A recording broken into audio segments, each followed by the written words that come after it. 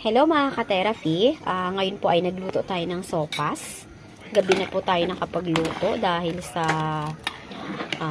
sama po ang ating pakiramdam kanina. Ngayon naman po ay dadalhan po natin si Nanay Maura at si Nanay Berta ng sopas. So, ayan, labis-labis po ang aking pasasalamat kay Ma'am Special Lady.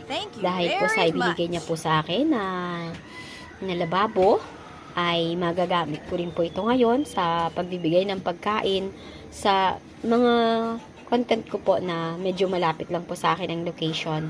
Flashback.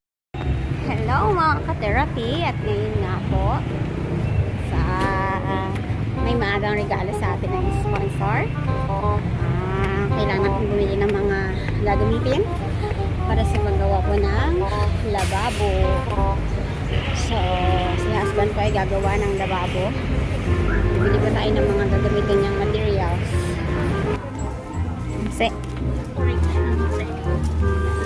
Saan pala? Doon sa dulo.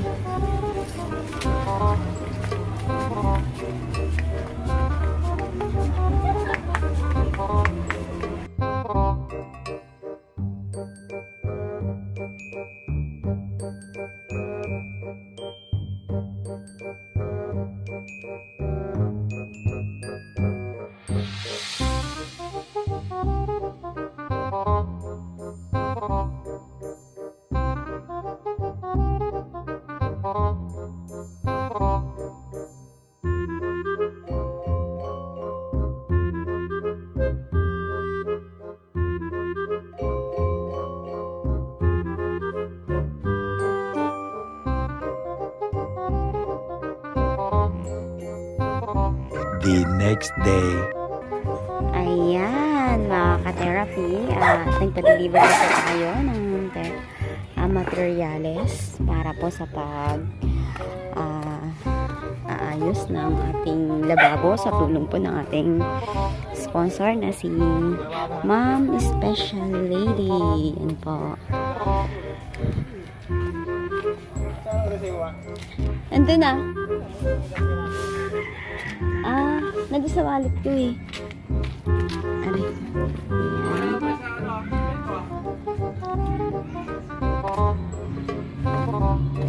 Kuya, okay na to, kuya? Kuya! Okay na yan. Okay na? Thank you, kuya. Ayan. At ayan nga po, mga ka-therapy, ay sisimula ni husband ang paggawa ng lababo. Ayan.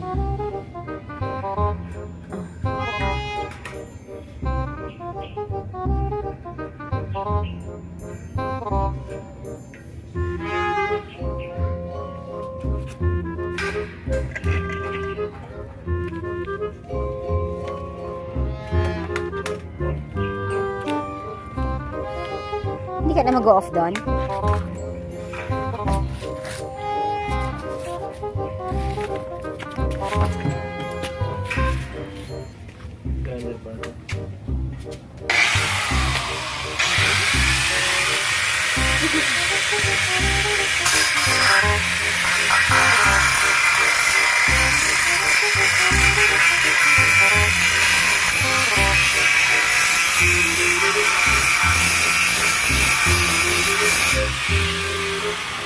Ayan, maraming salamat po, Ma'am Special Lady, sa handog niyong grinder ng husband para po siya ay may magamit kapag ganito pong may ginagawa siyang construction.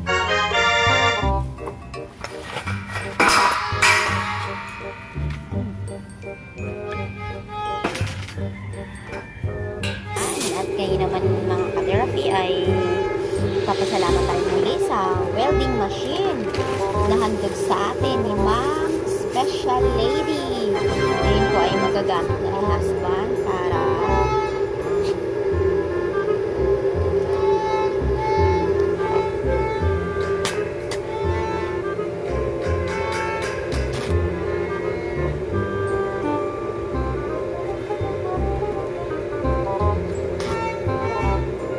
walang ground yan pa?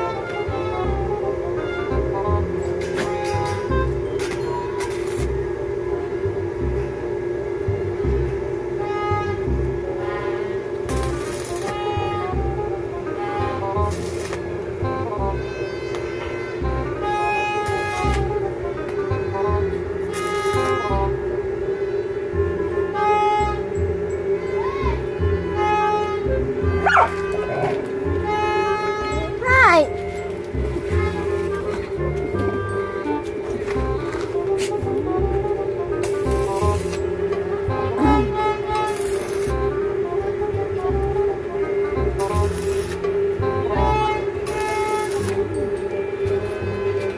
Ayan nga po mga ka-therapy.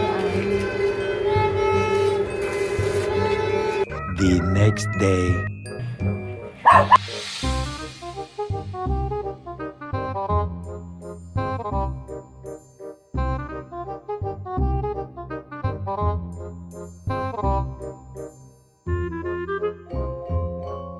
Two days later.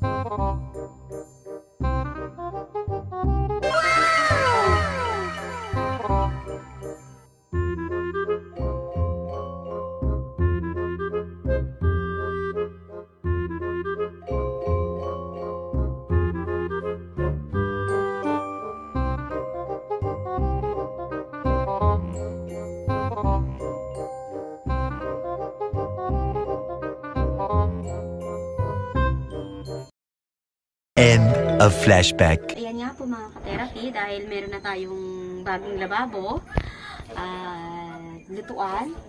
So, magagamit po natin ito para pag may mga gusto po tayong bigyan ng food, na mga content ay may maitutulong po tayo sa food sa kanila. So, ayan.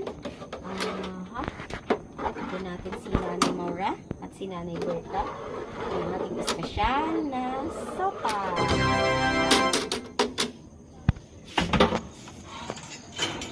Wow! Ayan. So, lapis-lapis po mga therapy ang aking pasasalamat sa aking pong butihing sponsor.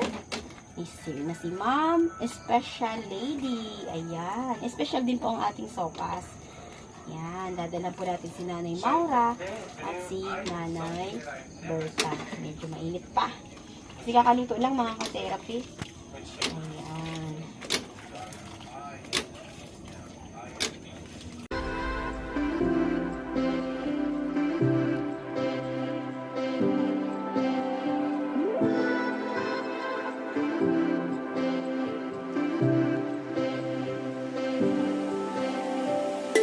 Masarap sana mga ka-therapy kung ano. Masarap kung sila samahin na natin content kahit malayo kung meron po tayo.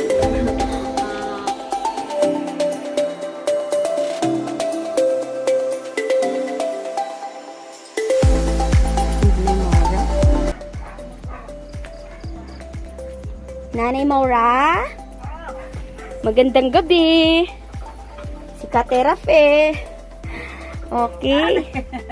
Kamusta? Murag gyapon. Ano ba ga?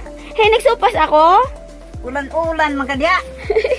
Nagkasakit ako. Oo, nagpahilit ako kanina. Dapat kaninang umaga tong sopas niyo na to. Ayan. Nagpa-ulan-ulan kang gapahin. Yan ang gagamitin na lagi tuwing magdadala ko sa'yo ng ulam ha. Ayan, mausok-usok pa na. Buksan mo naman. Init man. Oh, syempre, bagong luto. Inuna muna kita, hindi pa ako humigop ng sabaw niyan.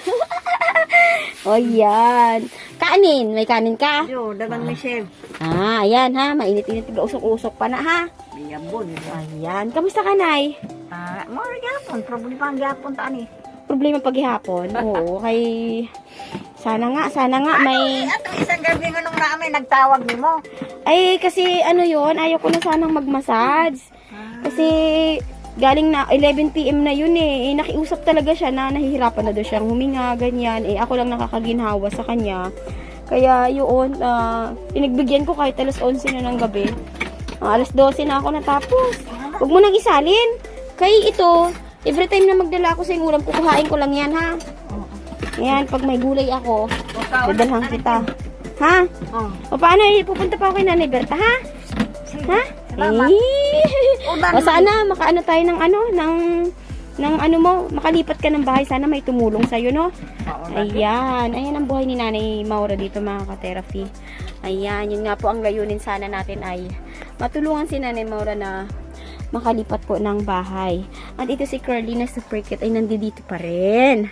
O yun. At ngayon nga mga ka-therapy ay puntahan natin si Nanay Berta. Ayan, para hatid sa kanyang sopas.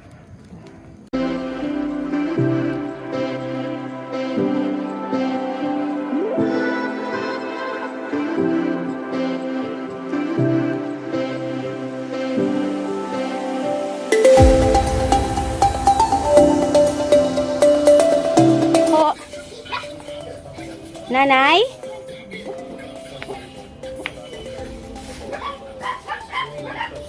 Hi! Sopas. Kamusta ka? Mabuti? Ako na. Medyo nagkasakit ako. Oo. Masama ang pakiramdam ko pero ito. Luto ako ng sopas. Ha? Kamusta ka dito? Ha? Yan. Ayan. Nakauwi na ako ng nakaraan. Kaya lang sobrang busy. Sobrang daming kliyente na nag-ano sa akin. Ito. Naregaluhan kita ng sopas. Yan na muna. Hindi ako na nakakuha ng... Hindi ako nakakuha ng mga gulay. Kasi hindi okay ang aking lakad. Hindi ko... Yung hearing na nakaset, hindi natuloy. May sakit yung judge. Kaya dapat, after nung pag natapos ko sana yun, magsiswimming pa kami sa dagat, maghanap ng mga gulay. Hindi ko na ginawa. Kasi, hindi na ako pwedeng magtagal doon dahil wala namang accomplishment. Babalik pa ako doon na Mayo. Oo. Sabi nung mo, hindi ka raw marunong sumagot ng cellphone? Ito lang pipindutin, oh. Akin, nanay. Pag may tumawag sa'yo, di ba may nag-calling? Pindot ka lang ito, pindot ka lang dito, tapos ito sa baba. Magbubukas na yan, tapos pindutin mo gitna. Ayan, pag may tumatawag sa'yo, pwede mo na masagot yun. Ito, tsaka ito, pag nakalock siya. Tapos ito lang pipindutin mo. Nakikita mo ba yan? Oo. Oo. Ayan. Ito lang, pipindutin mo pag sumagot, pag may tumawag. Ngayon, pag nakalock, ito naman. Ito lang. Itong dalawa. Ito lang, dulong taas, dulong baba. Yun lang. Tapos, pag may ring, ito lang. Pag nag-ring, ito lang. No? Oo. Halimbawa, hindi ko pala dala cellphone ko, no? Ayan. So, kamusta ka dito, Nay? Sensya ka na, ha? Kasi, nung umuwi ako ng probinsya, marami ang nakabook ko doon. Nung umuwi ako. Ngayon, dahil ang biyahe ko, isang araw process doon sa, kasi ang layo. Tapos, isang araw ang pauwi. So, 3 days akong wala. Ngayon, yung mga book ko doon, kinancel ko na lang kasi nga, hindi ako pwedeng magtagal doon. Kaya pag uwi ko dito, ang daming nagtatawag din sa akin. Kaya na-busy ako. Kasi dumating pa sila na naisilin. Sinakancel ko na nga yung iba eh. Ngayon, nasobrahan na overtime ako kasi alas 12 ako umuwi. Sunod-sunod na itong mula nung umuwi ako, tumanggap ako ng kliyente, sunod-sunod. Alas 12 ako umuwi ng hapong gabi. Yung mga nakaraan, puro may mga trangkaso, may mga mga nagpapamasat. Nakaawa naman dahil sanay na nga sila na napapagaling ko sila. Nga, yung nakaraan gusto ko ng tanggihan, pero nakiusap talaga habang nagmamassage ako dun sa isa, tawag ng tawag. Sabi niya, hintayin talaga kita ha, pero dapat gusto ko na magpahinga pag-uwi kasi 11 na yun. Sinuntahan ko pa rin. Tapos kagabi, meron ulit, 4, ang dami. Kaya, pag-uwi ko, pero nung nakaraan, parang medyo pagod na ako, parang gusto ko magpahinga.